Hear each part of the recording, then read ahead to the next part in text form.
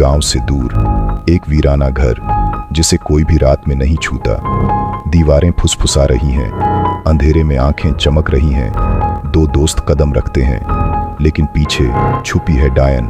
जैसे ही वे सोचते हैं कि बच गए, दरवाजे अपने आप बंद हो जाते हैं और घर धीरे धीरे जीवित हो उठता है। और डायन की हंसी उनकी पीठ के पीछे गूंजती है। आरव और मीरा सुनते थे कि उस वीराने घर में रात के समय अजीब रोशनी और चीखें सुनाई देती हैं। आज वे दोनों साहस जुटाकर वहां जाने का फैसला करते हैं। मीरा, क्या तुम सच में जाना चाहती हो? मुझे तो डर लग रहा है।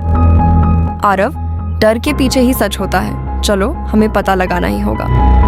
दोनों धीरे धीरे उस वीराने घर की ओर बढ़ते हैं। दरवाजा टूटा हुआ है और अंदर अंधेरा पसरा है। आरव, सुनो, कहीं से फुसफुसाहट आ रही है। शायद बस हवा की आवाज है।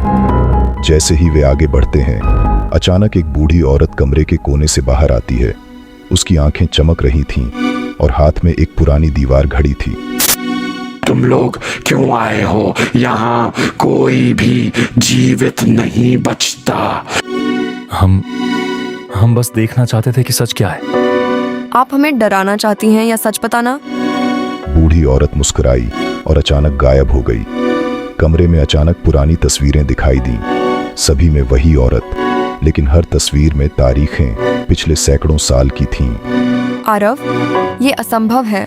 ये वही औरत, लेकिन इतनी पुरानी तस्वीरें। शायद ये घर समय में फंसा हुआ है। तभी घड़ी की सुइयां तेजी से घूमने लगीं। आरव और मीरा ने महसूस किया कि घर खुद को बदल रहा है। कमरा बदल रहा था, दीवारें हिल रही थीं। औरत की आवाज हर जगह गूंजने लगी। जो भी सच जानना चाहता है, उसे मेरी उम्र भोगनी होगी। आरव और मीरा अचानक समझ गए कि घर खुद जीवित है और हर आगंतुक को अपनी उम्र के साथ फंसा लेता है।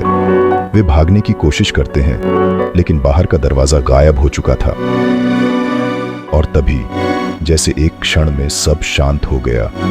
घर फिर से वीराना दिखा, जैसे कोई कभी वहां नहीं आया।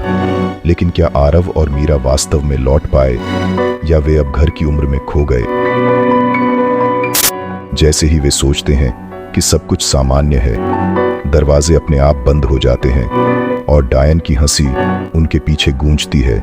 घबराहट, अंधेरा और रहस्य, सब कुछ एक साथ।